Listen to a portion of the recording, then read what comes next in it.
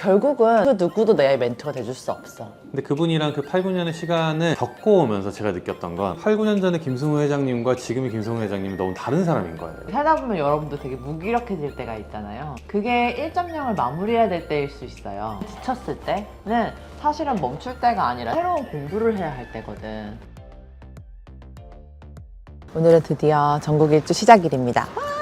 아침에 근데 설레서 나 잠을 거의 못 잤어. 서울에 있는 공유요정 친구들을 만나서 그 친구들한테 내가 여태까지 성장하는데 도움을 줬었던 가장 키포인트, 비밀 서적들을 좀 공개해주고 싶어갖고, 그리고 사실은 그 친구들 제일 응원해주고 싶었어요. 좋은 걸 보면 그냥 못 참고 자꾸 사람들한테 알려주고 싶은 친구가 있는데 20대에 내가 딱 그런 친구였어. 근데 그때 누군가가 나한테 너 계속 그렇게 살아도 괜찮아 라는 이야기를 해줬었더라면 나는 조금 더 다른 사람들한테 마음을 더 많이 쓰고 살지 않았을까라는 생각을 되게 오랫동안 해왔었어요. 근데 저 친구들은 내 책이 나오자마자 제일 귀한 시간을 써주면서 블로그에도 써주고 뭐 그림으로 그려주고 유튜브로 만들어줬던 그런 친구들이 있는데, 그 친구들한테 진심으로 너 앞으로 그렇게 조금만 더 살아봐. 그러면 가장 편안한 삶을 살 수 있을 거야. 너한테 가장 어울리는 삶. 그런 걸 응원해주고 싶어서 초대했어요. 빨리 와요!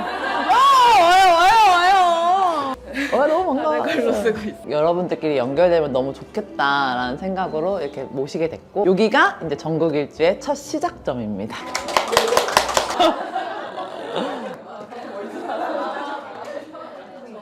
여러분들한테 보여드리면 여러분들이 앞으로 살아가는 데 있어서 큰 힌트를 얻을 수 있지 않을까, 소중한 시간을 좀 만들어 보고 싶었어요. 그래서 실력이 없는 상태에서 세상에 나간다는 것에 대한 트라우마가 있었어요. 근데 지금 와서 생각해보면요, 그랬기 때문에 페이스메이커가 될 수 있었어요. 그렇기 때문에 그 누구보다 교육 기획을 잘하는 사람이 될 수 있었고, 그렇기 때문에 사람들에게 속도에 맞는 교육을 할 수 있었어요. 김연경 선수가 중학교 때까지 키가 안 컸었잖아요. 그래서 수비수를 엄청 뛰었대요. 그리고 나서 고등학교 때 기적처럼 키가 큰 거예요. 그래서 수비와 공격이 가능한 우리나라의 최고의 국가대표가 됐었잖아요. 내 인생에도 그런 기회가 있을 거라는 거를 알려줬던 게 헤르만 헤세예요. 그때 당시에 헤르만 헤세의 책을 처음 봤던 거는 수레바퀴 아래서가 아니라 데미안이었어요. 도대체 뭔 말인지 이해가 안 되는 거예요. 이 사람이 썼던 그 전작은 없나? 아무도 어른이 되지 않았을 때 썼던 책이 데미안이라면 그 다음에 시타르타는 결국은 그 누구도 내 멘토가 돼줄 수 없어. 그 어떤 삶보다 내가 지금 이렇게 기쁘게 웃는 거, 이렇게 사랑하는 거, 내가 무언가를 굉장히 깨달음을 얻고 싶지만 사실은 깨달음은 자연 속에 있었던 거야. 애쓰지 않고 그 자연에서 있는 그대로, 물은 물대로, 바람은 바람대로, 나는 나대로 사는데, 결국 그럼에도 불구하고 나의 발목을 잡는 건 아들이었어. 자기가 다 이렇게 해보고 나니까 그 해보는 과정 자체가 깨달음이었다 라고 했었던 자신의 7천서를 쓴 게 이제 시타르타예요. 그리고 나서 유리할 유이라는 책을 가지고 이 사람이 노벨 문학상을 수상을 해요. 정말 내용이 어렵거든요. 근데 굉장히 심플한 메시지 한 가지만 남겨요. 명랑하라는 거야. 그 유희가 우리가 생각하는 그 유희야. 플레이하는 그 유희. 뭐 명상을 하고 최고의 고수가 되건 결국 끝자락에는 너 명랑하니? 너 오늘 웃고 있어? 너 재밌게 살고 있어? 밤에는 그렇게 울었지만 낮에는 웃고 있어? 그게 그 사람이 했던 메시지였어. 그 흔적들을 이제 하나둘씩 이렇게 보면서 나를 어떻게 키워야 될 것인가에 대한 가이드를 받았던 게 헤르만 헤세에 대한 시간녀를 본 거예요. 밑에 가셔갖고 보시면 붙여놓은 게 있어요. 그 박스에 나를 리플렉션 했었던 내용들을 한 박스당 한 가지 이야기로 담아놨어요. 미안한 말씀을 드리면 더 많은 문장이 있었는데 붙이는 사람이 힘들어서 중간에 포기한 문장들이 꽤 있어요. 그리고 20대의 나를 정말 많이 영감을 주고 희망을 줬던 건 너무 나와는 거리가 멀지만 그게 스티브 잡스야. 저는 너무 운이 좋게 이 아이콘 스티브 잡스라는 책을 되게 일찍 읽었어요. 당시에 제가 퍼스널 브랜드 1세대, 파워블로거 1세대로 저랑 같이 활동했던 분이 포니님이에요. 항상 1등이었고 내가 거의 2등으로 싸이월드 제일 많이 밀어줬었어요. 근데 이게 끝이 아니라고? 그럼 다음은 뭔데? 라는 생각을 하게 해줬던 책이 저 책이에요. 아이콘 스티브 잡스라는 책이 나왔을 때 스티브 잡스는 굉장히 화를 냈다고 해요. 근데 입장 바꿔 생각해보면 과거 나의 동료들을 막 인터뷰하러 다니고 나의 실패의 기록, 날것의 기록을 모아서 책을 낸다고 했을 때 반가운 사람이 누가 있었겠어요. 그래서 출간 마지막까지도 스티브 잡스가 굉장히 반대했던 책이 바로 이 아이콘 스티브 잡스입니다. 그런데 제 인생에는 이 책이 거의 인생책이에요. 제가 알고 있던 스티브 잡스는 굉장히 완벽하고 심플하고 되게 단호한 사람인데 처음에 그렇지 않았더라고요. 리사라고 하는 실패한 컴퓨터에 대한 기록을 보면 그가 처음 만들었던 뉴욕타임즈 광고가 있어요. 무려 9장의 장황한 광고인데 그때 당시에 그는 잘 만들었다고 했지만 실패한 이유가 딱 보이거든요. 심플하지 않아요. 처음부터 그도 심플했던 게 아닙니다. 아, 나도 지금 1.0의 모습일 수 있겠구나 라고 했던 그 희망이 저는 그 책에 다 담겨 있었어요. 그래서 그때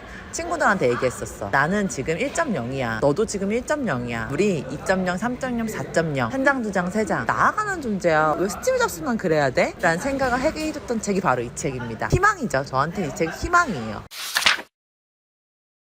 일단 김승우 회장님은 뵌 지가 8, 9년쯤 된 것 같아요. 이미 그때도 사람들이 말하기로 성공한 사업가라고 이야기를 할 때였거든요. 근데 그분이랑 그 8, 9년의 시간을 겪어오면서 제가 느꼈던 건 8, 9년 전에 김승우 회장님과 지금의 김승우 회장님은 너무 다른 사람인 거예요. 프리즘이라는 모임을 만드셨었는데 그때 그 모임이 뭐였냐면 20, 30대의 사업을 하는 친구들끼리 모여서 서로 시너지를 냈으면 좋겠다라고 생각해서 그들을 묶어주신 거예요. 저도 거기에 멤버였었고, 그리고 그들을 키우기 위해서 사실 대만도 같이 가서 그 투어하면서 봐주기도 했고, 일본도 같이 가서 투어하면서 봐주기도 했고, 사실 되게 공을 많이 들이셨었어요. 근데 그렇게 해서 사장을 성장시키는 게 사실 한계가 있잖아요. 왜냐면 규모가 작으니까. 그래서 갈수록 규모가 큰 선택들을 하기 시작하셨던 것 같아요. 처음에는 10명의 프리즘을 이제 운영하는 걸 하셨다면, 그 다음에는 중앙대에서 이제 그 교육하는 40명 단위 기수제를 또 하기 시작하셨고, 그 다음에는 지금 사장학개론이라고 하는 그 뭐 100명, 200명 단위를 하시고, 최근에는 세종대에서 3,000명의 강의를 하셨잖아요. 결국에 김승우 회장님이 꿈꿨던 건 세상에 조금 더 의미 있는 영향력을 행사하는 것이 자기가 해야 될 삶의 소명이라고 생각하셨던 것 같은데, 그게 되게 작게 시작했던 게 여기까지 오셨다라는 걸 보면은 끊임없이 성장하고 계시고, 그 다음은 또 뭘까 궁금하기도 하죠. 우리 같은 애들한테 찾아와서 진짜 많이 공부하셨어. 우리 인큐할 때 계속 수시로 찾아오셨었거든요. 내가 되게 잘해서 찾아오는 줄 알았어. 아니었던 거지. 어떤 걸 보완해야 될지. 나는 막 잘난 척하고 있을 때 이제 어떻게 하면 더 잘 만드실 수 있을지에 대해 고민을 되게 많이 하셨던 것 같고, 그렇게 하시면서 결국 어떻게 해야 진짜 하장들을 키울 수 있을지에 대해서 고민하셨고, 더 큰 영향력을 줄 수 있는 방향으로 선택하셨어요. 근데 마지막에 한 문장을 뭐라고 썼냐면 딱 한 줄 적고 왔는데, 선생의 뒷모습을 보여주셔서 감사합니다. 그리고 나서는 제가 실제 발로 쫓아다녔던 거를 이제 보여드릴 건데, 살다 보면 여러분도 되게 무기력해질 때가 있잖아요. 그게 1.0을 마무리해야 될 때일 수 있어요. 지쳤을 때는 사실은 멈출 때가 아니라 새로운 공부를 해야 할 때거든. 그러다 보니까 제일 고통스러웠던 건 나였어. 안다고 착각을 하니까. 사실은 실제 내가 할 수 있는 건 아무것도 없는데, 고작 있어봤자 뭐 10명, 뭐 100명 앉혀놓고 멋있게 말하는 것밖에 잘할 수 있는 게 없는데, 현장에서 뛰었을 때 내가 제대로 할 수 있는 것도 없으면서 서 있는 자체를 내가 가장 미워했던 것 같아. 그때 우연히 비즈니스 트립으로 도쿄에 갔고, 사람들이 그때 당시 그 마스터 문학에 열광하지 않을 때 그가 만든 스타일을 본 거예요. 근데 너무 신기하게 거기 그냥 막 눈물이 주룩주룩 나더라? 책이나 멘토로서 내 답이 없어. 그럼 내가 직접 가서 내 눈으로 다 확인을 해야겠다라고 해서 그때부터 책 한 문장 보면 한 군데 가고, 한 문장 보면 한 군데 가서, 이 사람이 33살 때부터, 그때 당시에 이 사람이 66세인가 그랬을 거예요. 그때까지의 모든 과정을 일본어가 다 찾은 거예요. 저희가 정보가 안 나오니까 이 사람이 처음엔 어땠지? 이거 전엔 어땠지? 어떤 결정 때문에 이걸 한 거지? 라는 걸 다 찾아봤던 게 마사무네학교였어요.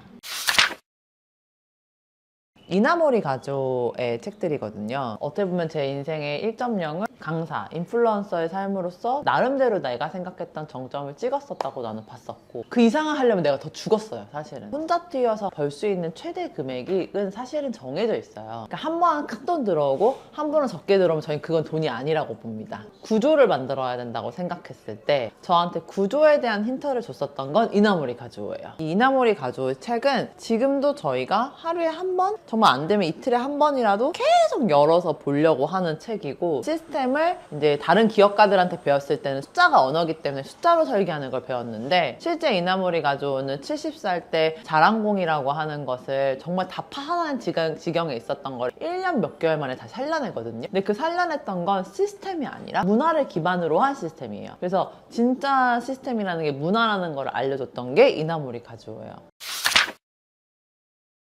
내가 아무리 좋은 일을 하고 선한 일을 해도 그 사람한테는 질투거리가 될 수 있었고, 그 사람의 상황이 너무 힘들면 나를 미워할 수밖에 없는 그 시간들을 다 견뎌야 돼요. 그럼에도 불구하고 끝까지 명랑할 수 있는 이유는 내가 좋은 거예요. 나를 미워하지 않아야 돼. 내가 미우지 않는 결정만 할 수 있으면 계속 갈 수 있거든. 롱런을 할 수 있는 건 그거밖에 없어.